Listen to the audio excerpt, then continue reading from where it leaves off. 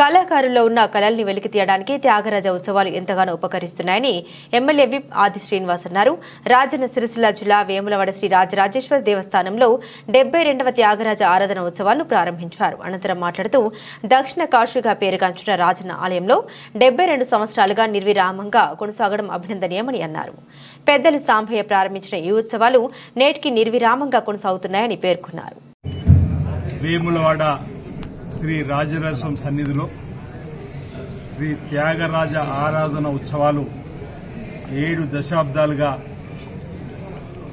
నిర్వహిస్తూ ఈసారి 72వ ఆరాధన ఉత్సవాలను జరుపుతా ఉన్నాం.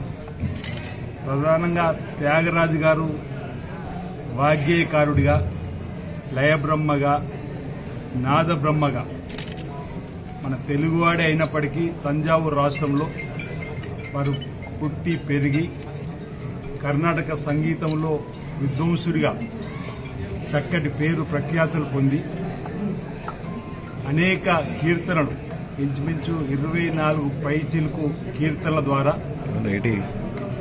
ఆ శ్రీరాముణ్ణి ప్రసన్నం చేసుకోవడమే కాకుండా లోక కళ్యాణం కోసం అనేక కార్యక్రమాలు నిర్వహించినటువంటి గొప్ప వాగ్గేయకారుడు త్యాగరాజ ఆరాధన ఉత్సవాలు వారి పేరు జరుపుకోవడం. వారు రచించినటువంటి కీర్తనలో జగనందకార అనేటువంటి ఒక కీర్తనలో శ్రీరాముణ్ణి 108 పేర్లతో కొలిచేటువంటిది.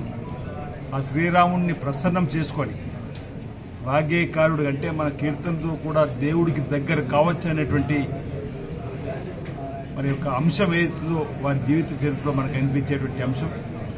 వారి పేరు మీద ప్రతి ఏటా కూడా ఈరోజు 18వ తారీఖు నుంచి 22వ తారీఖు వరకు ఇంచుమించు 4 రోజులు మరి వివిధ కళల్లో ప్రావీణ్యం ఉన్నటువంటి వారిని అవకాశం కల్పించి కళలు అంతరించిపోకుండా కూడా కళల ద్వారా కూడా మరి దేవుడిని మెప్పించనేటువంటి ఆలోచనకు అనుగుణంగా లోక కళ్యాణం జరిగేటువంటి కార్యక్రమంలో భాగంగా వేములవాడ ఆలయంలో ఇది జరగడం ఆనందదాయకం, శుభదాయకం.